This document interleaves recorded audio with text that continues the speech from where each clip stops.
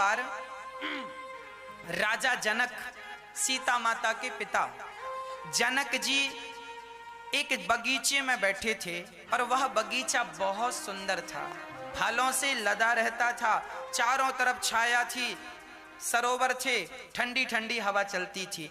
एक दिन राजा जनक उस सरोवर में बैठकर, उस बगीचे में बैठकर बड़े प्रेम से आनंद के साथ नृत्य गान चल रहा था, नाचना गाना चल रहा था, भजन कीर्तन चल रहा था।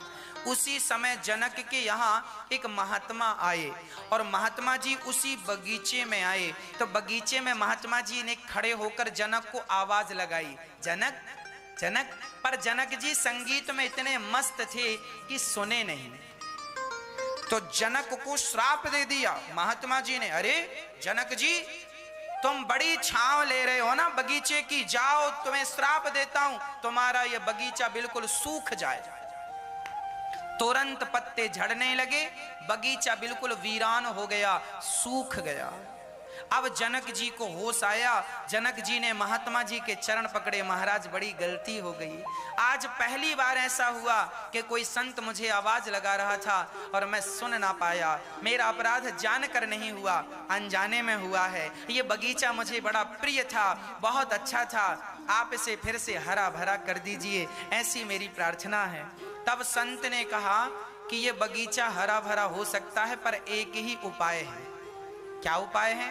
बोले कोई पतिव्रता नारी कच्चे सूत की रस्सी बनाए और यहां पर जो कुआं है वहां पे कुआं भी था, इस कुएं का पानी कच्चे सूत की रस्सी बनाकर घड़े में बांधे और घड़े को कुएं में डाले, और घड़ा भी कच्चा होना चाहिए। कच्चा घड़ा जानते हैं, कुम्हार ने मिट्टी का बनाया, वैसा का वैसा, पकाना नहीं है उसको। पके हुए घड़े में तो पानी रहता है, कच्चे घड़े में थोड़ी रह पाएगा। कच्चे घड़े में कच्चे सूत से बांधकर और इस कुएं का पानी भर के इस जंगल में सींच दो, जो पतिव्रता नारी ये कर पाएगी तुरंत जंगल हरा भरा हो जाएगा। अब जनक जी तुरंत अपनी पत्नी की तरफ देखे तो जनक जी की पत्नी ने सिर का घूंघट बढ़ा लिया, हमारी तरफ ना देखो। क्यों? अच्छा, जनक जी की पत्नी माता सीता की मां पतिव्रता थी, पर उन्हें संकोच लग रहा था कि यदि कच्चे सूत से बांधूंगी, कच्चा सूत मतलब रुई समझिए उसे, रुई की रस्सी तुरंत कैसे बने साहब, वो कच्चा सूत तो और भी कच्चा है। अब जनक जी की पत्नी अर्थात सीता जी की मां को लगा कि यदि सूत थोड़ा भी टूट गया तो हम तो पतिव्रता हैं ही, पर फिर तो हल्ला हो जाएगा कि ये तो है ही नहीं, मतलब बदनामी होने का एक डर है। अब सारे जनक में हल्ला हुआ कि जो पतिव्रता नारी कच्चे सूत से, कच्चे घड़े से पानी लेकर सिंचन करेगी बगीचे में, उसे राजा जनक बहुत सारा पुरस्कार देंगे। पर जनकपुर में कोई नहीं आया, सब डर रहे थे। अच्छा, जनकपुर में पतिव्रताएं स्त्रियां थीं, ऐसा नहीं कि नहीं थीं, पर क्या हुआ ना, डर रहे थे। भाई आपके पास क्षमता है पर आप डर जाते, कॉन्फिडेंस की कमी होती है, वही कमी थी सारे जनकपुर में। कमी इस बात की थी, कॉन्फिडेंस नहीं था, विश्वास नहीं था अपने ऊपर। थी सारी पतिव्रता, पर सबको डर लग रहा था कि घड़े से पानी गिरा तो लोग हंसेंगे कि बड़ी पतिव्रता बनने चली, वो घड़ा तो टूट गया, लोग जीवन भर ताने मारेंगे, बड़ी पतिव्रता बन रही थी। ये ताने सुनने के डर से ना कोई आगे नहीं बढ़ रहा था। अब जनक जी ने तो सारे नगर में डिंडोरा पिटवाया, कोई नहीं आया। दूर दूर तक बड़े बड़े संदेशे पहुंचाए, कोई नहीं आया। तब संदेशा जनक जी ने दशरथ जी को पहुंचाया। जनक जी ने चिट्ठी लिखी, मेरे प्रिय मित्र दशरथ जी, आपके चरणों में कोटि कोटि प्रणाम। पत्र लिख रहे हैं जनक जी, हमारे यहाँ एक बगीचा था, सुंदर था, सूख गया है। संत ने कहा है कि यदि कोई पतिव्रता नारी, यदि वो कच्चे सूत से कच्चे घड़े को बांधकर कुएं से पानी निकाले तो जरूरी हरा भरा हो जाएगा। तो मैं चाहता हूं कि आप कौशल्या जी के साथ पधारें, और कौशल्या जी ही आज इस धरती की सबसे बड़ी पतिव्रता नारी हैं, ये काम वो कर सकती हैं। तो जनक जी ने सूचना पहुंचाई दशरथ जी को, और दशरथ जी काम में इतने व्यस्त थे कि सूचना पत्र पढ़ तो लिया और पढ़कर दासियों से कह दिया जाओ कौशल्या को दे देना। अब दासियां गईं और कौशल्या जी को दिया। कौशल्या जी ने पढ़ा कि जनकपुर जाना है, कच्चे सूत से कच्चे घड़े में पानी भर के बगीचे में डालना। तो कौशल्या जी तो शहर से तैयार हो गई, चलो जनक जी बड़े दुखी हैं, उनका बगीचा सूख गया है, चलो मैं चलती हूँ। सुनो, परसों की पैकिंग कर लो। परसों की तैयारी होने लगी, परसों जाना, रथ तैयार हुआ, सूटकेस तैयार हुआ सब, कि तभी कौशल्या माँ के कमरे में एक झाड़ू लगाने के लिए बाई आती थी। कौशल्या माँ के कमरे में साफ सफाई के लिए बाई आती थी ना, काम वाली, जिनको दासी कहते थे। वो दासी आई, काम वाली बाई आई, तो उसने पूछ लिया अपनी महारानी जी से, माँ आज कहाँ जा रही हो, बड़ा सूटकेस तैयार हो रहा। घर की दासी पूछ लेती है, आज कहाँ प्रोग्राम है भाई, कहाँ जा रहे हैं। पूछ लिया, अरे बहन देख जरा, ये जनकपुर से पत्र आया है, उनके यहाँ कोई बगीचा वगीचा सूख गया है, सो हमें बुलाया है कि पानी डालने आ जाओ। उनके यहाँ तो कोई पानी डालने वाला भी नहीं है, अब हमें बुलाया, अब जाना पड़ेगा, पति की आज्ञा। तो वो झाड़ू लगाने वाली बोली, सुनो माँ आप मत जाओ, मुझे भेजो, मैं जाऊंगी। झाड़ू लगाने वाली तैयार हो गई। कौशल्या जी, अच्छा कौशल्या जी अयोध्या की स्त्रियां हैं, कोई सामान्य स्त्रियां थोड़ी होंगी। कौशल्या माँ के कमरे में झाड़ू लगाने वाली कोई सामान्य थोड़ी होगी, वो भी पतिव्रताओं में श्रेष्ठ पतिव्रता हैं। माँ कौशल्या तो सबसे श्रेष्ठ पतिव्रता हैं, पर जितनी बड़ी पतिव्रता वो हैं, उनकी ये दासियां भी कम पतिव्रता नहीं है। वो झाड़ू लगाने वाली बोली, माँ मुझे आज्ञा दो, मैं जाऊंगी, मैं अभी हरा भरा करके आती हूँ, आपको जाने की क्या जरूरत है। अच्छा तुम कर लोगी? हाँ हाँ। कौशल्या जी ने आशीर्वाद दिया, जाओ तुम्हारा काम मंगलमय हो। अब दासी, जो रथ तैयार हुआ था कौशल्या जी के, वही रथ, उस रथ में दासी बैठ गई। दासी भी आज सज धज के जा रही है, श्रृंगार करके। और जब गई तो दशरथ जी, कौशल्या जी ने कोई सेना की टुकड़ी भी भेज दी, जाओ इसकी रक्षा करना, भाई हमारे नगर का आदमी जा रहा है, महिला है, सुरक्षा कर्मी। 25-50 सेना की टुकड़ी थी, 4-6 रथ आगे, 4-6 रथ पीछे, और बड़े आनंद से ध्वजा पताका लहराता जा रहे हैं। अब जनक जी को क्या लगा, कौशल्या माता आ गई। उस रथ पर जो दासी बैठी थी, उस दासी को जनक जी ने क्या समझ लिया, अच्छा वो दासी परम सुंदर भी थी। जनक जी को लगा अयोध्या की महारानी कौशल्या जी आई हैं, तो जनक जी की पत्नी उनका स्वागत करने आई, आरती की थाल आरती उतार रही हैं, माला वाला पहनाई। वो दासी चुपचाप बैठी है। रथ से उतरी, जनक जी से कहा, कहाँ है आपका बगीचा? जनक जी बोले, आती काम शुरू। हाँ हाँ, ये इस तरफ है, चलो। वहां कच्चा सूत पड़ा था, घड़ा कच्चा पड़ा था, कुआं भी था, और अयोध्या की थी बिल्कुल। दासी भगवान का परम प्रेम था और बड़ी पतिव्रता थी। और कच्चे सूत को उसने कस करके जो घड़े में बांधा, और लाखों की भीड़ लग गई। लाखों लोग तो इसलिए इकट्ठे हुए कि कब रस्सी टूटे, कब ताली बजा के हम दांत निकालें। हाँ? कुछ लोग तो तमाशा देखने इकट्ठे होते हैं। संभल कर बैठना जग में तमाशा देखने वालों, कहीं खुद ना तमाशा बन जाना तमाशा देखने वालों। जो लोग दूसरों का तमाशा देखते हैं ना, एक दिन उनका तमाशा देखने भी लोग जरूर आते हैं। इसीलिए किसी का तमाशा देखने का भाव नहीं रखना चाहिए। पर वहां लोग इकट्ठे हो गए और बड़े प्रेम से वो तमाशा देखने आए। और वो दासी तो दासी थी, पतिव्रता थी, और कच्चे सूत से कस के घड़े में बांधा और बांध करके पानी में डाला, कुएं में, और पानी में डाला। घड़ा काहे को फूटे और रस्सी काहे को टूटे, पतिव्रता थी। अब वो कहती जाए कि मैं सच्ची पतिव्रता हूं तो सूत टूटना नहीं चाहिए और घड़ा फूटना नहीं चाहिए, मैं सच्ची पतिव्रता हूं और अयोध्या की हूं, और मैं सच्ची पतिव्रता हूं तो सूत टूटे ना और घड़ा फूटे ना, कहती जाए और निकालती जाए। सचमुच घड़ा ऊपर आ गया, घड़ा फूटा नहीं, और पानी लेके और दाहिने हाथ से सारे नगर में अर्थात सारे बगीचे में सिंचन किया। जहां जहां पानी डालती जाए वो पेड़ सूखे थे हरे भरे होते जाए, ज्यों का त्यों बाग बगीचा ज्यों का त्यों हो गया।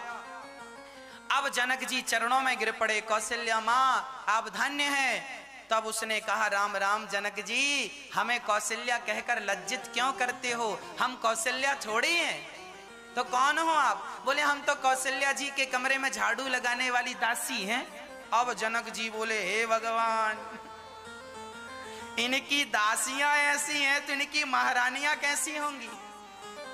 तो जनक जी ने जब सीता जी का स्वयंवर किया तो डर के मारे जनक जी ने अयोध्या वालों को नहीं बुलाया, बोले तब बुलाए थे महारानी को, दासी आ गई और अब पता नहीं मेरी छोरी से विवाह करने कौन आ जाए, दशरथ जी किसे भेज दें। अयोध्या का तो कोई भी आदमी धनुष पर यूं डोरी चढ़ा के चला जाएगा। तो जनक जी डर गए कि कहीं कोई और ना आ जाए और मेरी छोरी का विवाह किसी और ऐरे गहरे से ना हो जाए। मैं बुलाता हूं महारानियों को, आती हैं दासी, तो कहीं मेरी सीता का विवाह भी किसी दास से ना हो जाए। इस बार पिछली बार दासी आई, इस बार कोई दास ना आ जाए। तो डर के मारे दशरथ जी को बुलाया ही नहीं, ना खतरे के निशान पार जाने ही नहीं है। इसीलिए सबको निमंत्रण मिला पर जनक जी को, दशरथ जी को निमंत्रण नहीं मिला। ये पतिव्रताओं नारियों की बड़ी महिमा है। अच्छा, इस कथा से आप ये ना समझें कि जनक जी भी कुछ कम हैं। जनक जी भी सर्वश्रेष्ठ हैं। जनक जी सबसे उत्तम हैं। जनक जी के पत्नी सबसे श्रेष्ठ हैं, सीता की माँ है। धन्य है माता सीता, धन्य है उनका परिवार। लेकिन शास्त्रों में जो गुरुजनों से हमने सुना पढ़ा वही हमने आपको सुनाया है। हाँ, रामचरितमानस की पावन व्याख्याएं बड़े बड़े विद्वानों ने की हैं। उन विद्वानों की ये व्याख्याएं हमने पढ़ी, वही हमने आपको सुनाया। अब जनक जी सीता स्वयंवर कर रहे हैं और गुरु विश्वामित्र जी राम से कह रहे हैं धनो से यज्ञ सुनि रघुकुल नाथा। चलो राम जी धनो से चलो। राम जी चले और अयोध्या से मिथिला के रास्ते में एक आश्रम था। आश्रम एक देख मग माही, खग मृग जीव जंतु तहना। वहां पर राम जी पीछे पीछे, गुरु जी आगे आगे जा रहे। तभी राम जी ने देखा रास्ते में कैसा सुंदर सा आश्रम है, जहां कोई मनुष्य की क्या कहें, जहां कोई पशु और पक्षी भी आने को तैयार नहीं है। तब राम जी ने गुरु जी से कहा गुरु जी रुक गए। हाँ हाँ राम बोलो। गुरु जी ये आश्रम कौन है? और ये महिला जो बैठी है, ये महिला पत्थर तो है पत्थर, पर ऐसा लग रहा है कि ये पत्थर के पहले कोई स्त्री थी। ये कौन है? ये आश्रम किसका है? जरा हमें विस्तार से कहो। तब पूरी कथा सुनाई। सुनो, ये गौतम ऋषि का आश्रम हुआ करता था। उनकी पत्नी अहिल्या ये पत्थर है। अच्छा, तो गुरु पत्नी, उनकी पत्नी गौतम जी की पत्नी ये पत्थर कैसे बन गई? तब कहा कि ये गौतम जी की जो पत्नी है अहिल्या, ये अहिल्या किसकी बेटी है जानते हैं? ये अहिल्या स्वयं ब्रह्मा जी की बेटी। अहिल्या माता किसकी बेटी है? ब्रह्मा जी की। एक बार जब ब्रह्मा जी ने अपनी बेटी को उत्पन्न किया, अहिल्या इतनी सुंदर थी कि अहिल्या को देखने के लिए इंद्र चुपके चुपके आया करता था। इंद्र को लगता था कि ब्रह्मा जी की बेटी अहिल्या से मैं विवाह कर लूं, और खूब सुंदर थी वो, चाहता था मैं विवाह कर लूं। पर ब्रह्मा जी ने अपनी बेटी गौतम जी को कहा, गौतम जी को विवाह नहीं किया, कुछ दिनों के लिए गौतम जी से कहा, गौतम जी जरा मेरी बेटी को 5 साल के लिए अपने आश्रम में रख लो, हम बड़े व्यस्त हैं, बेटी को कहाँ रखें, अपने आश्रम में रख लो। गौतम जी के आश्रम में 5 साल तक वो रहीं। पर धन्य है गौतम ऋषि कि जिस कन्या को देखकर इंद्र का भी मन ललचा रहा है, उस कन्या को आश्रम में रखा गौतम जी ने, और एक बार भी गौतम जी ने उस नारी की तरफ नजर उठाकर नहीं देखा। धन्य है हमारे देश का चरित्र, धन्य है हमारे देश के ऐसे ऋषि और मुनि। गौतम जी ने अहिल्या की तरफ देखा तक नहीं। 5 साल तक भाई किसी ने अपनी लड़की आपके घर रख दी कि भाई जरा हम कुछ दिन के लिए जा रहे हैं, हमारी बेटी संभाल के रखना, तो हमारी जिम्मेदारी है ना कि आपकी बेटी हम संभाल के रखें।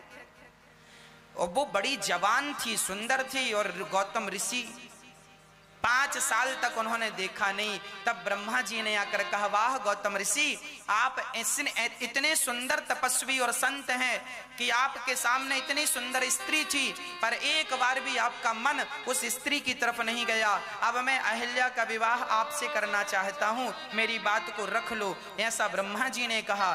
तब गौतम ऋषि ने ब्रह्मा जी की बात नहीं काटी और ब्रह्मा जी की बेटी अहिल्या से गौतम ऋषि ने विवाह कर लिया, है ना। अब विवाह हो गया, पर इंद्र की जो आंखें थी ना, वो अभी भी अहिल्या पर टिकी थी। आपको एक बात बता दूं, बहुत सुंदर होना भी, बहुत सुंदर होना गुण नहीं है, बहुत सुंदर होना गुण नहीं है, बहुत सुंदर होना दोष है। माता सीता का हरण क्यों हुआ?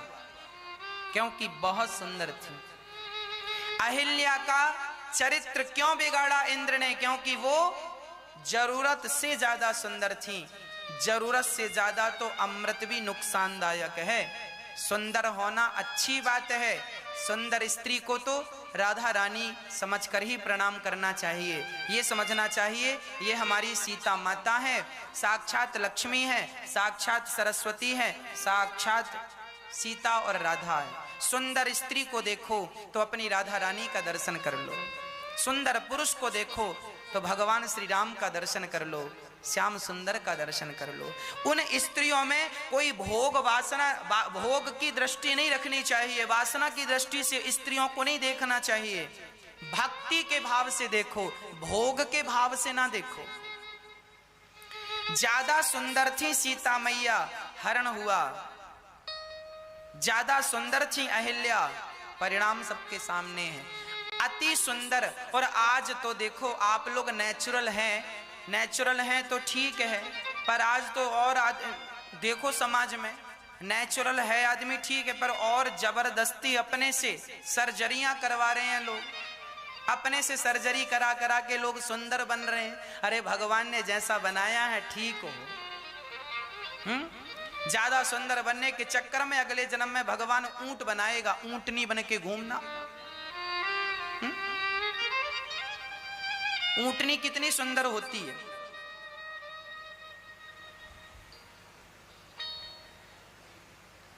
आज हमने एक ऊंटनी को देखा तो हमें ऊंटनी की याद आ गई। आज हमने एक ऊंटनी को देखा, उसके नीचे की जो अधर थी ना, होंठ थी ना, वो नीचे लटक रही थी। हाँ, नीचे की जो अधर थी, होंठ थी, वो लटक रही थी। हम समझ गए कि जो ज्यादा सुंदर बनना चाहता है भगवान उन्हें ऊंटनी बना के भेजते हैं, लटकती रहती है, आपकी चमड़ी लटक जाती। इसीलिए विधाता ने जैसा बनाया है, आप बहुत अच्छे हैं, बहुत ज्यादा परेशान ना होइए। अरे गोरा सांवला तो ये भगवान का दिया रंग है, आप जैसे हैं बढ़िया। आपका स्वभाव, आपका नेचर, आपका चरित्र अच्छा हो तो आप वंदनीय हैं, और आपका रूप सुंदर हो पर चरित्र सुंदर ना हो तो कौन वंदना करेगा तुम्हारी। चमड़ी कितने दिन लोगों को भाएगी, चमड़ी कितने दिन लोगों को लुभाएगी, व्यक्ति की चमड़ी कितने दिन लुभाएगी, पर व्यक्ति का स्वभाव तो हमेशा लुभाएगा। इसीलिए चमड़ी सुंदर भले ना हो पर स्वभाव सुंदर होना चाहिए, चरित्र सुंदर होना चाहिए।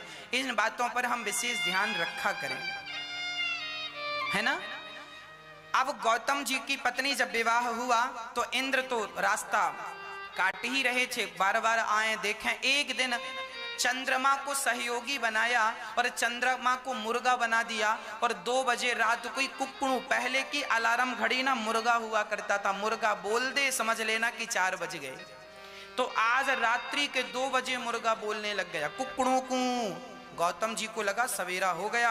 गौतम जी गंगा स्नान करने चले गए, और गौतम जी स्नान करने गए कि यहाँ इंद्र आए, और इंद्र गौतम का माया से गौतम ऋषि का रूप बना लिया, और गौतम ऋषि का रूप बना करके वो अहिल्या के पास चले गए और अहिल्या के चरित्र को बिगाड़ने की कोशिश की। हमने संतों से सुना है कि अहिल्या समझ गई थी कि ये इंद्र है, वो समझ गई कि सुबह का वक्त हो रहा है, मुर्गे ने कुकड़ों को किया है, इस समय मेरे पति कभी भी ये हरकत नहीं कर सकते। ब्रह्म मुहूर्त तो भगवान के भजन के लिए होता है, और ये तो भोगों की तरफ बढ़ रहा है। अहिल्या चरित्र से समझ गई कि ये मेरे पति का स्वभाव नहीं है, मेरे पति ऐसे नहीं है। परंतु अब अहिल्या के सामने पति रूप में था, बहुत विरोध करने पर भी इंद्र पास में चला ही गया, स्पर्श कर ही लिया, और चरित्र तो बिगाड़ा नहीं, चरित्र बिगड़ने नहीं दिया। गौतम नारी बार बार वो विरोध करती रही अहिल्या। तब तक गंगा जी के पास गए गौतम जी, और गंगा मैया ने कहा कि आपके संग छल हुआ है। और जब जाकर देखा तो डर के मारे इंद्र निकल रहे थे। इंद्र को देखकर गुरु जी अर्थात गौतम ऋषि आग बबूला हो गए। अरे इंद्र, तू यहाँ मेरी पत्नी के कमरे में क्या कर रहा है? अच्छा, मेरी पत्नी के पास आया है, अधिक सुंदर है इसीलिए तू उसके पास आता है। योनि लंपट है तू, जा, तेरे शरीर में योनियां ही योनियां हो जाएं, क्योंकि तू योनि लंपट है। इंद्र के शरीर में योनियां ही योनियां हो गई सारे शरीर में। इंद्र को अपना शरीर श्राप लग गया और श्राप दे दिया, मुर्गा बना। चंद्रमा, जा तू कलंकित हो जा। कलंकित काम करता है, गलत आदमी का सपोर्ट करता, जा। इंद्र तो डर के मारे चरणों में गिर पड़े, महाराज क्षमा क्षमा क्षमा। पूरा शरीर योनि योनि से भर गया इंद्र का। तब कहा, चलो तुम क्षमा मांगते हो तो आगे चल करके तुम्हारी ये सारी योनियां नेत्रों में बदल जाएंगी। तो इंद्र के शरीर में जितनी योनियां हो गई थी, शरीर के हर अंग में योनि ही योनि, पूरा शरीर योनि से भर गया। बाद में वही योनियां इंद्र की आंखें बन गई थी, आंखें बन गई, और श्राप तो दे ही दिया, चले गए। अब डरती डरती अहिल्या जी आई, चरणों में पति के प्रणाम किया। वो अपनी सफाई में कुछ कहना चाहती थी, परंतु वो कुछ ना कह पाई और श्राप दे दिया। क्यों? क्या तुम्हें पता नहीं था कि ये इंद्र है? था पता। फिर क्यों तुमने अपने पास इसे आने दिया? वो आपका रूप लेकर आया था। जाओ, तुम पत्थर की हो जाओ। मैं श्राप देता हूं, तुम पत्थर की हो जाओ। और श्राप देकर गौतम ऋषि धरती छोड़कर भगवान के धाम चले गए। अब यहां पर एक बात आपसे पूछना है हमें, आपसे प्रश्न है मेरा, बताओ, गौतम ऋषि ने श्राप देकर अपनी पत्नी के साथ अच्छा किया कि बुरा किया? पत्नी को पत्थर बना दिया, अच्छा किया कि बुरा किया? मेरा सवाल आपसे है, बोलो। एक पति ने अपनी पत्नी को श्राप देकर पत्थर बना दिया, क्या सही किया गौतम ऋषि ने कि गलत किया? हाँ, गलत किया। और कितने लोग कहेंगे गलत किया? तो फिर सही क्या था कि अहिल्या को उसकी बात सुन के वो कह दे कि मैं पवित्र हूं, तो गौतम ऋषि अपना लेते। चलो, गौतम ऋषि तो अपना लेते। गौतम ऋषि को प्रॉब्लम नहीं थी कि मेरी पत्नी के साथ कोई दूसरा पुरुष था, उन्हें प्रॉब्लम नहीं थी। पर आने वाला युग, आने वाले लोग क्या कहेंगे कि बताओ, कलंक गौतम ऋषि पर नहीं लगा, कलंक तो उस स्त्री पर लगा है। जमाने में आप सफाई देते फिरो, तुम्हारे कमरे से कोई निकल रहा हो और तुम जमाने से लाख सफाई दो कि हम शुद्ध हैं, पवित्र हैं, चलो तुम पवित्र हो भी, पर इस बात को मानेगा कौन? माता अहिल्या जो थी, उन्हें लोग अपमान ना करें, उनका लोग अपमान ना करें, इसीलिए गौतम ऋषि ने जानकर पत्थर की बना दिया। और जब गौतम ऋषि की पत्नी ने कहा बताओ प्रभु मैं कब तक पत्थर बनी रहूंगी, तब गौतम ऋषि ने कहा तुम्हारा चरित्र बिगड़ा है। जब कोई चरित्रवान व्यक्ति अपने चरणों की धूल तुम्हारे ऊपर गिरा देगा, कांटे से कांटे को निकाला जाता है। बिगड़ा हुआ चरित्र कब बनेगा? जब कोई चरित्रवान व्यक्ति आपके चरणों में, आपके मस्तक पर अपनी धूल डाल दे। तो अहिल्या का चरित्र बिगड़ा तो राम चरित्रवान थे, राम चरित्र सुनवे को रसिया। ऐसे चरित्रवान राम के चरणों की धूल जब पड़ी तो गौतम नारी श्राप वश उपल दे धरे धीर, चरण कमल रज चाहते कृपा करो रघुवीर। राम जी ने चरणों की धूल गिराई, चरणों का स्पर्श होते ही वह नारी सुंदर सी स्त्री बन गई और हाथ जोड़कर बोली वाह प्रभु, आज मुझे पता चला कि मेरे पति ने श्राप देकर मेरे साथ कितना अच्छा किया। श्राप ना दिया होता तो मुझे आपका कभी दर्शन ना हुआ होता। पर सतपद पावन शोक न सावन, प्रगट भई तम पुंज सही। अंत में लिखा है कि मुनि श्राप जो दीना, अति भल कीना, परम अनुग्रह मैं जाना। देख्यूं भरी लोचन हरि भव मोचन, यह लाभ शंकर जाना। विनती प्रभु मोरी मैं अति भोरी, नाथ न मागऊं बर आना।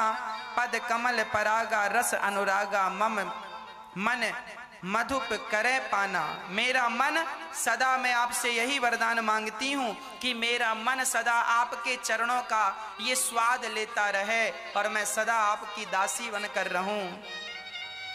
जेहि पद सुर सरिता परम पुनीता, प्रगट भई शिव शीस धरी। जिस चरण का स्पर्श होते ही एक पानी गंगा जल बन गया और उसी गंगा जल को शंकर जी ने अपने मस्तक पर रखा। आज वही चरण मेरे मस्तक पर आए। सोचो इससे बड़ा सौभाग्य और क्या होगा, है ना? सोई पद पंकज जेहि पूजत, अज मम सिर धर्यूं कृपाल हरि। यही भांति सिधारी गौतम नारी, बार बारी हरि चरणन परी। जो अति मन भावा सो वरु पावा, गै पति लोक आनंद भरी। लिखा है आखिरी में अहिल्या कहाँ गई? अपने पति के लोक को चली गई। पति पहले चले गए, बाद में पवित्र होकर ये भी आ गई ताकि इन पर कोई कल को उंगली ना उठाए। पवित्र होकर के आ गई। अब यहां तुलसीदास जी ने दोहा लिखा है बहुत बढ़िया। वो दोहा याद कर लेना चाहिए और अपने रोज राम को कहना चाहिए, रोज गाया करो। अस प्रभु दीन बंधु हरि, कारण रहित दयाल। तुलसीदास सठ तेहि भज, छाणी कपट जंजाल। तुलसीदास जी कहते हैं अस प्रभु दीन बंधु हरि, कारण रहित दयाल। ऐसा भगवान और कौन होगा जो बिना कारण के तार देता। चरणों की रज गिराकर अहिल्या जैसी नारी को तार दिया। अरे कोई भगवान ने कहा कि गुरुजी ये पत्थर की नारी कौन है? गुरुजी ने कहा अहिल्या है। राम जी आपके चरणों की रज चाहती है। राम जी ने चरणों को रखा। राम जी ने सोचा कि मेरा एक भक्त था प्रहलाद, उसने पत्थर से भगवान को प्रकट किया। यदि एक भक्त पत्थर से भगवान को प्रकट कर सकता है तो आज भगवान एक पत्थर से भक्त को प्रकट करने जा रहे हैं। और राम जी ने आज पत्थर से भक्त को, अहिल्या जैसी परम भक्ता को प्रकट कर दिया, प्रकट कर दिया अहिल्या को। अहिल्या जैसी स्त्री देखिए पावन हो गई। अचानक अकारण करुणा कर दिया भगवान ने। हम सभी भी जब भगवान की शरणागति ग्रहण करेंगे, हम भी जब भगवान के बताए मार्ग पर चलेंगे, शास्त्रों के बताए मार्ग पर चलेंगे, तो हम भी एक दिन भगवान तक जरूर पहुंचेंगे। इसीलिए भगवान की सेवा में हमें नित्य लगे रहना चाहिए। भगवत सेवा नित्य करनी चाहिए। और सेवा क्या है प्रिय भक्तों, अब राम जी बड़े उदास हो गए कि मैंने एक ब्राह्मण कन्या पर पांव रख दिया। मैं तो क्षत्रिय हूं और ब्राह्मण कन्या पर पांव रखा, अपराध हो गया। तब राम जी गए और गंगा में स्नान किया। राम जी गंगा नहा रहे हैं। राम जी गंगा क्यों नहा रहे हैं? राम जी कह रहे हैं गंगा नहाने से पुण्य मिलता है, आप लोग भी गंगा नहाया करो। कौन सी गंगा? सेवा की गंगा। राम जी सेवा करते हैं। राम जी ने सेवा ही तो की, अपने चरणों के स्पर्श से तार दिया। ये सेवा नहीं तो और क्या थी? इसीलिए आपसे प्रार्थना करता हूं कि राम जी जिस मर्यादा की स्थापना करने आए हैं वह यही मर्यादा है कि हम अपने जीवन में सदा अपने आप को सेवाओं से जोड़ करके रखें। सेवा से अपने आप को ऐसे जोड़ दें, ऐसे जोड़ दें, ऐसे जोड़ दें जैसे मिश्री और मिठास जुड़कर एक हो जाती, एक ही है ये। अपने आप को सेवा से जोड़ दीजिए। सेवा ही हमारा धर्म हो, सेवा ही हमारी भक्ति हो। अच्छा, सेवा कब होती है? जब सबको हम भगवान जानने लग जाते हैं। रामचरितमानस में सेवा का बढ़िया उदाहरण है। राम जी सेवा करते हैं किसकी? जब जटायु ने देखा कि रावण सीता को चुराया तो सीता का रोना तो सबने देखा, पर सीता का रोना देखा तो सबने, पर देखिए दुखी व्यक्ति को देखकर दुखी हो जाना अलग विषय है, पर उस दुखी व्यक्ति के पास चले जाना और उसका दुख दूर कर देना अलग विषय है। जटायु ने सीता माता को देखा तो केवल सीता के दुख को देखकर दुखी नहीं भये, बल्कि उनके दुखों को मिटाने के लिए अपने आप को आगे बढ़ाते हैं और सीता की रक्षा के लिए सारे प्रयास करते हैं। जो उनके संभव हो सका किया। उसी तरह जैसे तब सीता माता दुखी थी, उसी प्रकार आज भी वह माता दुखी है जिस माता को बेटों ने अपने घर से निकाल दिया है। ऐसी कितनी माताएं हैं जिन माओं के अपने बच्चों ने मां को घर से निकाल दिया। ऐसी माएं जिनके अपने बच्चों ने घर से निकाल दिया। ऐसी कितनी माताएं हैं जो माताएं गौरी गोपाल वृद्धाश्रम में आती हैं और उन सभी माताओं की सेवा ये दास अनिरुद्ध करने का प्रयास करता। प्रिय भक्तों, आप भी इन माओं की सेवा से जुड़ सकते हैं। आप भी इन माओं के लिए अपने हाथ जरूर बढ़ाइएगा। ये वही दुखियारी, सताई, ठुकराई माताएं हैं जिनके अपने बच्चे हैं पर माँ की सुध नहीं ले रहे हैं कि माँ तुम कहाँ हो, कैसी हो। आज हमारे पास 4 माताएं आई, 4 माताएं आई। उन 4 माताओं में एक माँ ने कहा महाराज जी हमारे बेटों ने हमें मार करके घर से निकाला है। उन माँओं का दर्शन मैं आपको रोज एक माँ का दर्शन कराता हूँ।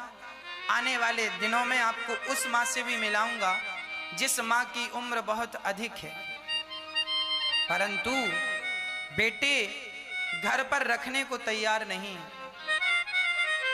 2 रोटी देने को तैयार नहीं है, सेवा करने को तैयार नहीं है, केवल दुत्कार देते हैं, घर से निकाल देते हैं।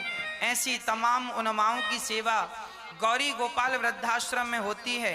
ये वही माताएं हैं जिनके अपने बच्चों ने घर से निकाल दिया।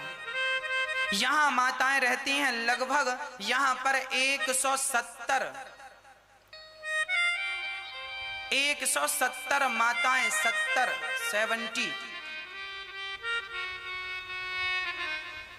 तो यहां इतनी माताएं रहती हैं और इन माताओं के बाद भी माताओं का आना चालू है।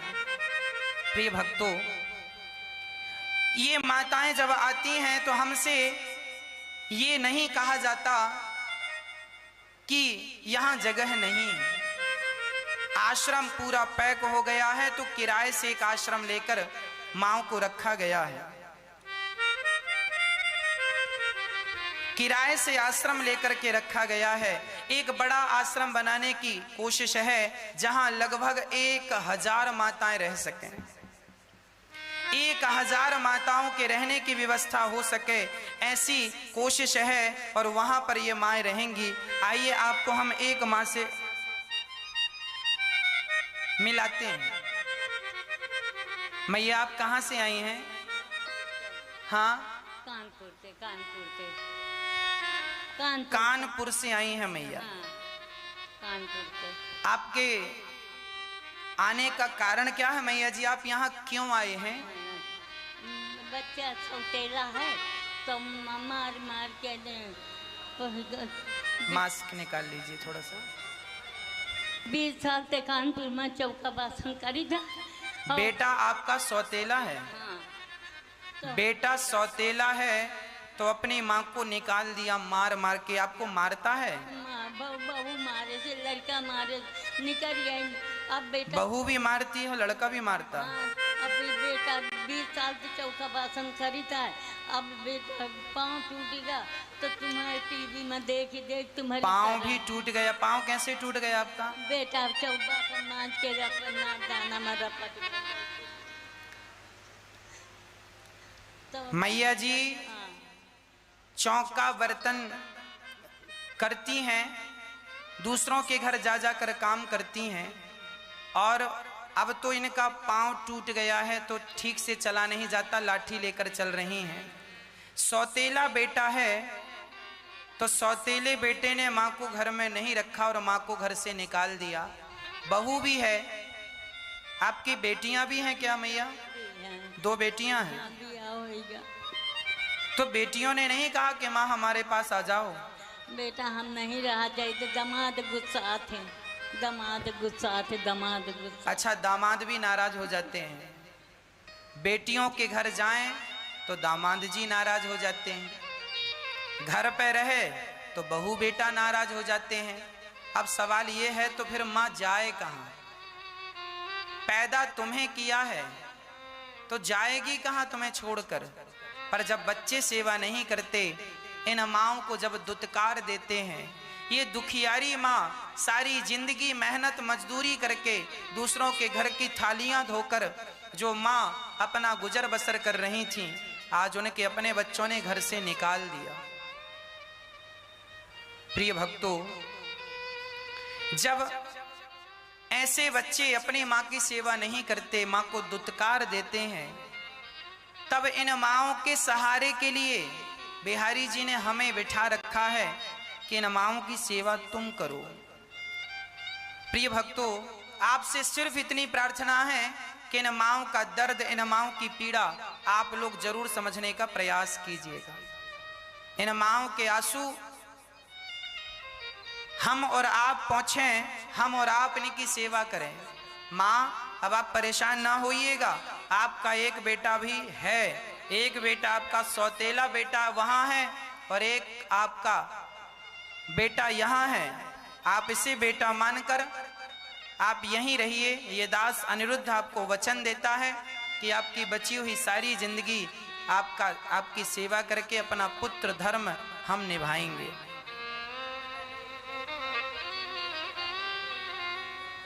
ठीक है मैया, आप आ गई हैं, अब बिल्कुल प्रसन्न रहिए। घर का सारा दुख, सारी तकलीफ भूलकर यहाँ बस बिहारी जी के चरणों का चिंतन कीजिए।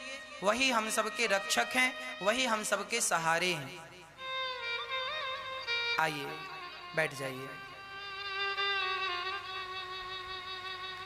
इन माओं की पीड़ा, इन माओं का दर्द, इन माओं का दुख जब आप दूर करेंगे तो निश्चित भगवान आपका दुख जरूर दूर करेंगे, आपका दुख जरूर दूर करेंगे बिहारी जी।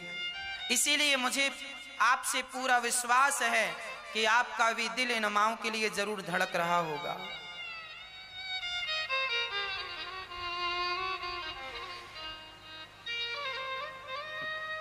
धन देना, दान करना, आपके दिए हुए दान से मैं 1000 माताओं के, यहाँ पर रोज माताएं आ रही हैं, मैं आपको क्या बताऊं, एक दिन में 5-6 माताएं आ जाती हैं। उन माओं के लिए यहाँ व्यवस्था करना, उन माओं की यहाँ से भगवान राम गंगा के तट पर गए, गंगा स्नान किए और सीधे भगवान जी जनकपुर पहुंच गए। जनकपुर पहुंचे हैं। जनकपुर में भगवान श्री राम जनकपुरी को देखने के लिए जा रहे हैं। आहा, अद्भुत सुंदर स्वरूप है जनकपुर का। जनकपुरी बड़ी अद्भुत सुहावनी नगरी है।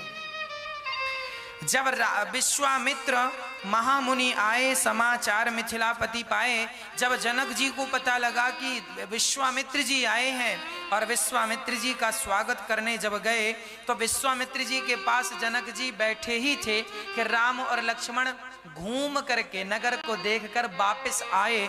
और जब राम जी आए तो जनक जी टुकुर टुकुर राम जी को देखने लगे, ऐसे ऐसे ऐसे, आप पलक दृष्टि ऐसे निहारते रहे, एक बार भी पलक झपकाने का समय नहीं। और तुरंत गुरु विश्वामित्र जी से कहा, गुरु जी ये बताइए कि ये कौन है। विश्वामित्र जी ने कहा, ये अयोध्या से आए हैं, दशरथ जी के बेटे हैं। अब जनक जी ने मन ही मन सोचा, हे भगवान, मैंने ये धनुष यज्ञ की प्रतिज्ञा ना ली होती तो आज अभी इसी वक्त सीता का विवाह इनसे कर दिया होता, पर क्या करूं, मेरी मर्यादा है, धनुष यज्ञ। अच्छा, जनकपुर की सखियां जब राम जी जनकपुर घूमने गए तो अपने अपने छत पर, खिड़कियों के पास, दरवाजों के पास झरोखा, पहले ना डबल स्टोरी घर बनता था तो ऊपर एक झरोखा होता था, मतलब खिड़की जहां से बाहर झांक कर देखा जा सकता था। तो सखियां बाहर निकल निकल कर कोई दरवाजे पर, कोई खिड़की पर, कोई छत पर खड़ी होकर के, और जब राम जी जनकपुर भ्रमण करने गए तो राम जी को सारी सखियां निगाहों, अपने नेत्रों से ऐसे देखा कि पलक झपकाने को तैयार नहीं। एक सखी बोली, सुनो तो, ये कितने सुंदर है राजकुमार। एक सखी बोली, मैं तो भगवान से यही प्रार्थना करती हूं कि हमारी सिया का विवाह इनसे हो जाए। तो दूसरी सखी ने कहा, सीता का विवाह यदि इनसे हुआ तो बता तेरा क्या फायदा होगा, तुझे क्या मिल जाएगा। उस सखी ने कहा, तुझे नहीं पता, यदि मेरी सीता इनसे विवाही गई तो इसी बहाने ये जनकपुर आते रहेंगे और हम अपने नेत्रों से इन्हें देखते रहेंगे, इसी बहाने इनसे हमारा एक संबंध हो जाएगा, देखने के अवसर बढ़ जाएंगे। इसीलिए राम जी से कह रही हैं जनकपुर की सखियां, सुनो, कहां से आए हो। तो राम जी ने तो कुछ बोला नहीं। लक्ष्मण जी ने कहा, तुम्हें क्या करना, हम कहां से आए हैं, आधार कार्ड दिखाएं, हाँ कहां से आए हैं। अब लक्ष्मण जी धीरे, अच्छा लक्ष्मण जी थोड़ा सा ना मजाकिया भी हैं और थोड़ा गुस्सा वाले भी हैं, वो तुरंत जवाब, राम जी कहते हैं जवाब ना दिया करो। लक्ष्मण जी बोले, आप मत दो जवाब, हम तो देंगे। अब आगे चले राम लक्ष्मण जरा नगर देखने, तो आगे की सखियां, ओहो हो कितने सुंदर हैं। तो लक्ष्मण जी राम जी से बोले, सुनो प्रभु, इनके नगर में तो कोई सुंदर है ही नहीं, हमें देख देख के पागल हो ही जा रही है, पागल हो ही जा रही है, कोई सुंदर देखा ही नहीं। तो दूसरी सरक जनकपुर की सखी बोली, सुनो ऐसे भाव ना बढ़ाओ, हम तुम्हें देख रही हैं, केवल इसलिए देख रही हैं कि तुम हमारी नगरी में आए हो और हमें पता चल गया है कि तुम कहां से आए हो। कहां से आए बताओ, हम कहां से आए हैं। हाँ, तुम अयोध्या से आए हो। अच्छा, हाँ तुम्हारा नाम लक्ष्मण है। अच्छा तो इनका नाम क्या है? इनका नाम राम है। हमने सारी जन्म पत्रिका निकाल ली और सखियों ने पूरी कुंडली निकाली। एक सखी बोली, सखियों इन दोनों से बच के रहना। लक्ष्मण जी बोली, बच के? क्यों भाई, हमसे बचने की क्या जरूरत? हम कोई परेशान कर रहे हैं किसी को? तुम्हारे नगर में घूम रहे हैं, तुम बचने की बात कर रही हो? हम किसी को सता रहे हैं क्या?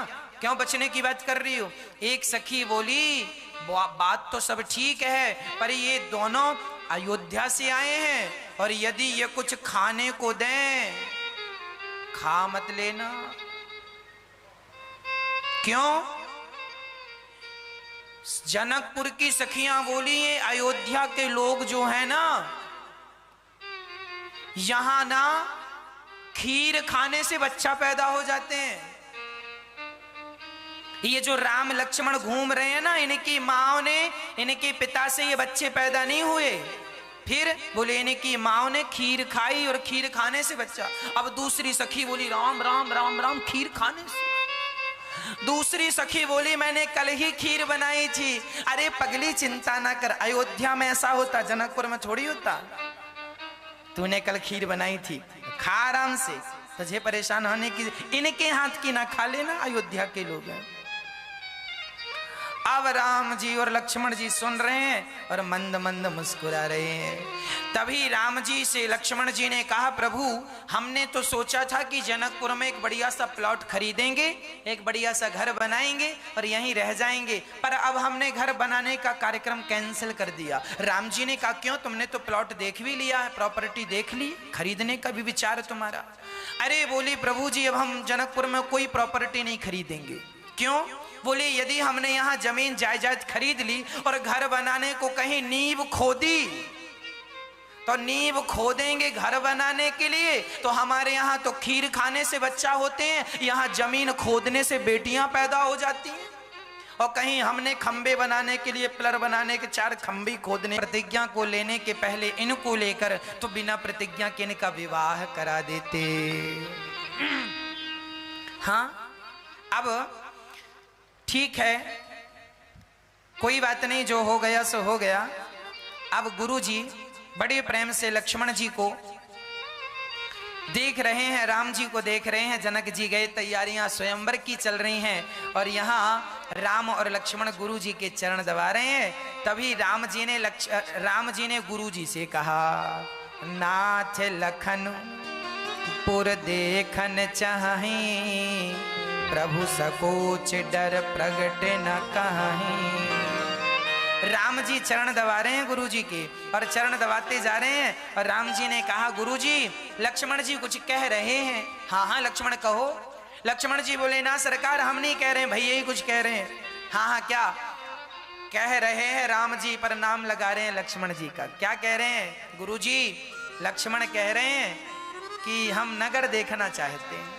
अब राम जी को गुरु जी ने आज्ञा दी और सारा नगर घूमने की। अभी तो एक मोहल्ला घूम के आए थे, अब राम जी की इच्छा है जरा जनकपुर को देखा जाए। अब जनकपुर की जब सुंदरता देखने निकले तो जनकपुर बढ़िया वास्तु के हिसाब से बनाया गया। बड़ी मोटी बड़ी बड़ी सड़कें हैं, सुंदर सुंदर से घर हैं, घरों में झरोखे हैं, मतलब खिड़की, सुंदर सुंदर दरवाजे हैं, ऊंचे ऊंचे दरवाजे हैं, 8-8 9-9 फीट के दरवाजे हैं, 10-10 12-12 फीट के दरवाजे हैं, बड़े बड़े दरवाजे हैं। और सुंदर से नगर को देखते हुए, वहां की सखियों को देखते हुए, और राम जी और लक्ष्मण जी अब सुंदर सा दुपट्टा, पीले से वस्त्र ठाकुर जी ने पहन रखे हैं। स्वयं लक्ष्मण जी सुंदर सा श्रृंगार कर रखे हैं और धनुष बाण लेकर जब जा रहे हैं ना, तो कामदेव भी लजा जाएं, इतने सुंदर हमारे राम जी और श्री लक्ष्मण जी लग रहे हैं, है ना। कानों में कर्णफूल सुंदर से सुशोभित हो रहे हैं। भगवान की सुंदर सी छटा, जो देखता है देखती बनता है। श्याम सुंदर, मतलब सांवले से सरकार और गोरे से लक्ष्मण, ये दोनों चल रहे हैं। अब दोनों जा रहे हैं। एक सखी कहती है कि देखो, यदि ये दोनों धनुष उठा लिए। इनमें से एक ये जो बड़े वाले हैं ना, ये छोटे वाले परम सुंदर हैं, पर ये जो बड़े वाले हैं ना, सांवले वाले, सखी क्या कहें, ये बहुत सुंदर हैं। हम तो चाह रहे हैं कि ये धनुष उठाएं, डोरी चढ़ाएं और सीता से विवाह कर लें। तो दूसरी सखी बोली, सुनो, ये बालक बड़े कोमल हैं, सुकुमार हैं, बड़े बड़े राजाओं ने तो धनुष उठा ना सका, क्या ये बालक धनुष उठा लेंगे? क्या इनसे धनुष उठेगा? एक सखी बोली, ना, तुम नहीं जानती हो, इन बालकों के बारे में हमने बड़ा सुना है, ये वही बालक हैं। इनमें से ये जो बड़े हैं ना, आगे वाले जो सांवले से हैं, इन्होंने तो गौतम की नारी को चरणों की धूल से तार दिया और गुरु जी का यज्ञ पूरा कराया, मारीच को मारा। अच्छा, अभी कुछ दिन पहले मारीच मरा है और कुछ दिन पहले अहिल्या का उद्धार हुआ है। पर देखो, इतना प्रचार हो गया भगवान का, विश्व भर में प्रचार हो गया कि राम जी ने मरीज को मारा, सुबाहु को मारा और ताड़का का उद्धार कर दिया। ये जनकपुर तक खबर मिल गई। मतलब कितनी सोशल मीडिया उस समय एक्टिव थी। समाचार इतने बढ़िया थे, संवाददाता सब पूरा पहुंचाते रहते थे। अब जनकपुर की सखियां कह रही हैं, इनकी चरणों में बड़ा जादू है। एक सखी बोली, सुनो, इन्होंने अपना पांव रखा पत्थर के ऊपर तो नारी बन गई, कहीं हमारे धनुष को इन्होंने पकड़ लिया और सीता जी के पिता ने प्रतिज्ञा की है कि जो धनुष पर डोरी चढ़ाएगा वही सीता से विवाह करेगा, और कहीं ये गए और धनुष को पकड़ लिया और धनुष कोई पुरुष बन गया और पुरुष बन के उड़ गया, तब तो हमारी सीता जीवन भर कुंवारी रहेगी, क्योंकि डोरी चढ़ेगी नहीं, क्योंकि वो आदमी बन जाएगा। अब जब पत्थर बन गया, पत्थर नारी बन गई, तो धनुष तो लकड़ी का है, और कहीं वो बन गया तो हमारी सीता जी फिर जीवन भर कुंवारी रह जाएंगी। दूसरी सखी बोली, सुनो, यदि हमारी सीता इन लोगों के कारण कुंवारी रह जाएगी ना, तो हमें लोगों को जाने नहीं देंगे, जनकपुर से बाहर नहीं जाने देंगे। अब लक्ष्मण जी सुन रहे हैं, राम जी सुन रहे हैं, और सुन सुन करके परम मुस्कान के साथ टुकुर टुकुर एक दूसरे को देख रहे हैं। परम सुंदर सा भाव है, परम सुंदर सा स्वरूप है। सारा नगर देख करके राम जी आए हैं, सारा नगर भ्रमण करके राम जी आए हैं। और जब राम जी आए तो उसी समय राम जी गुरु जी के चरण दबाए, भोजन प्रसादी किए, रात्रि का विश्राम है।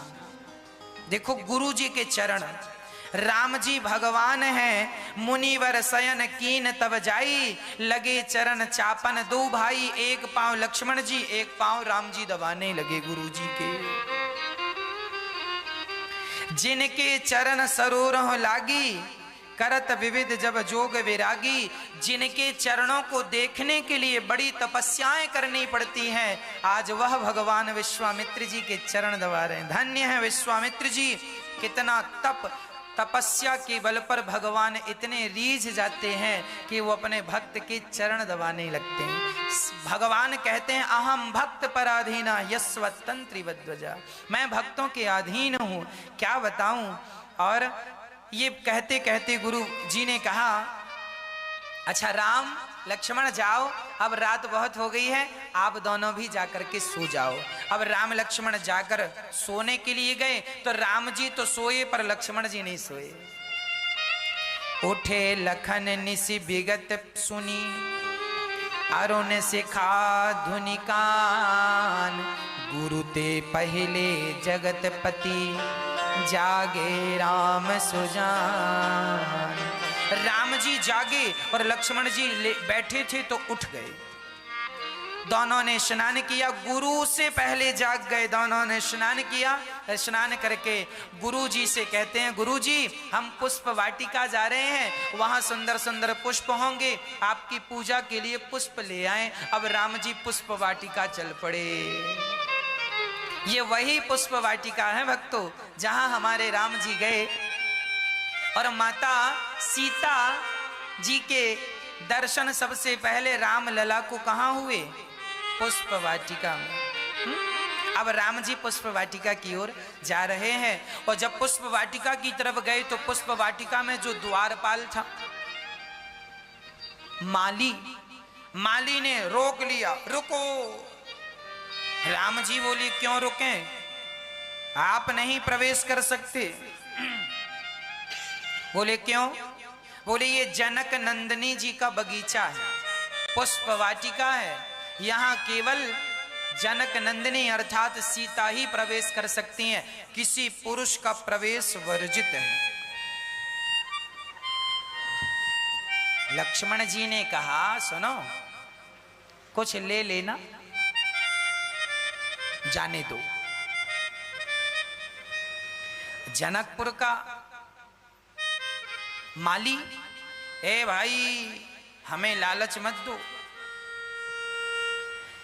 अच्छा बताओ क्या लोगे?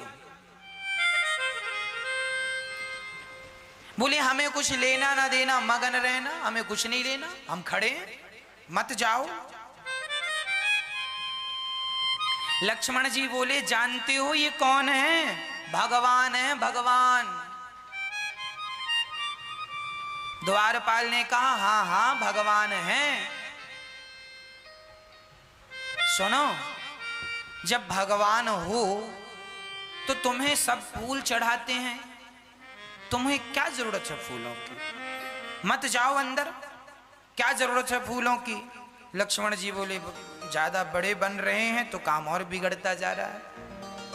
अच्छा वो जो द्वारपाल था ना, वो भगवान को नहीं जाने दे रहा था ऐसा नहीं है, वो भगवान को रोके रखा था इसलिए कि ये जितने देर रुक जाएंगे उतने देर इनके दर्शन होते रहेंगे।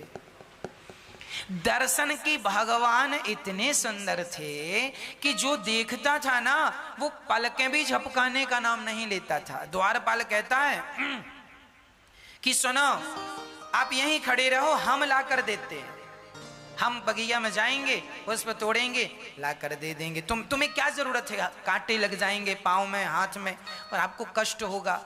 लक्ष्मण जी बोले सुनो, हमारी भगवान किसी के हाथ के पुष्प लेते नहीं हैं, अपने हाथ से तोड़ना चाहते हैं और जरा देखना चाहते हैं कि सीता जी का बगीचा कैसा है, पुष्प वाटिका कैसी है। अब जनक बहुत समझाया लक्ष्मण जी ने, राम जी ने, तब कहीं जाकर उसने एक वचन मांगा। बोले जब आप वापस आएंगे तो इतनी देर हमारे सामने खड़े रहेंगे, यदि ये शर्त मंजूर है तो जाने देंगे। ठीक है भैया, फिर आएंगे, फिर खड़े रहेंगे, तो फिर टुकुर टुकुर देखते रहना। अब जाने लगे। राम जी लक्ष्मण जी बगिया में प्रवेश करते हैं। उसी समय माता सीता अपनी सखियों के साथ वहां पुष्प वाटिका में उनकी माता जी अर्थात देवी, कुल देवी रहा करती थी, उनके पास आई सारी सखियां, बड़े प्रेम से भगवान सखियां आई। ये प्रसंग बड़ा अद्भुत है, इसका विस्तार हम कल करेंगे, तो आप सभी आनंद से सुनिएगा। अब सीता जी आई हैं, एक सखी ने राम जी को देखा है और जनक लली को कहा है। जनक लली ने माँ से कहा है कि मन जा ही राज्य हूँ, हे माँ, हे जगत जननी, मुझे ऐसा ही पति मिले, यही पति मिले। इस प्रसंग को हम कल विस्तार से कहेंगे। और वहाँ पर राम जी अब सीय स्वयंवर में जाते हैं और जाकर के बड़े प्रेम से बड़े बड़े राजाओं ने धनुष तोड़ा है। सिया जी ने राम को पति रूप में स्वीकार किया है मन से, और जनकपुर के सुंदर से उस स्थान पर जहाँ धनुष रखा, उस धनुष यज्ञ में जाकर सबने धनुष देखा, उठाने का प्रयास पर हिला नहीं। तब राम जी ने सुंदर सा समय पाकर गुरु आज्ञा से धनुष के पास जाकर डोरी चढ़ाई।